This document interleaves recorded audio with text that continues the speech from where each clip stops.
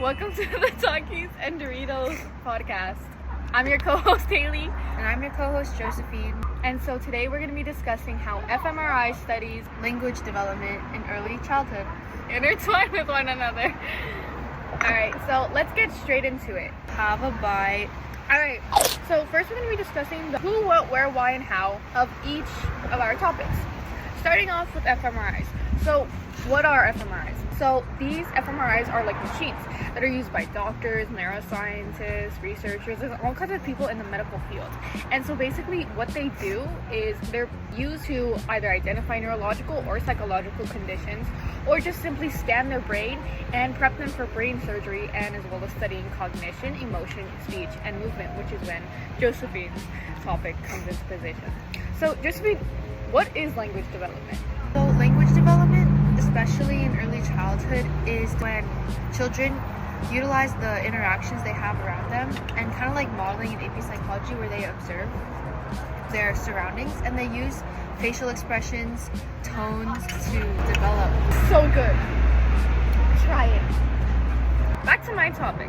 So fMRIs, it measures brain activity by detecting changes in the blood flow and oxygen levels in our brain. And so the scanner basically tracks these regions and it sends a bold signal, which stands for blood oxygen level dependent signal. Participants complete tasks while in the MRI scanner kind of measures this oxygen-rich blood movement. So the computers basically convert this into a detailed brain map that kind of tells us like, oh, this brain region is active during this mental task. Let's see how that connects back to language development. That does connect perfectly, because language development researchers can use fMRIs and the technology that you just explained to see what part of a child's brain lights up and gets activated during communication and language learning. One thing that I think is really important to consider is how children develop their language in stages. And we've learned about and discussed the critical period for language development as seen in many research studies. According to these studies, babies first start their babbling stage, where they experiment with different sounds, tones, and as I said before, interact with their environment to eventually move on to the one-word stage and two-word stages before forming complete sentences. So what's the big whoop about an fMRI? The significance of an fMRI lies in the fact that it's a non-invasive treatment.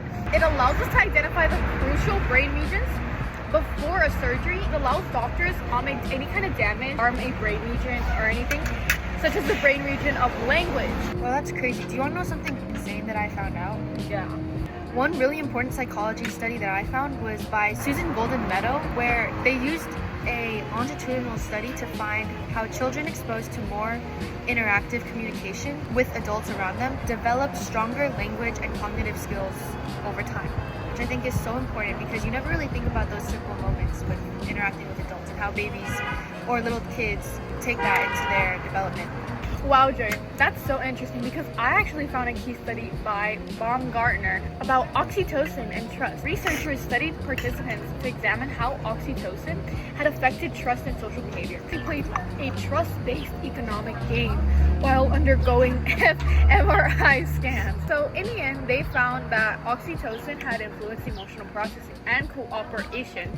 So it had a role in decreasing their fear reactions via the amygdala. So I think this is really interesting in how it connects into language development, because it allows you to see how certain neurotransmitters be in relation to language development. fMRIs allow us to see activation in brain regions, which include Paul Broca's area, which is responsible for speech production, as well as Carl Wernicke's area, which is responsible for language comprehension.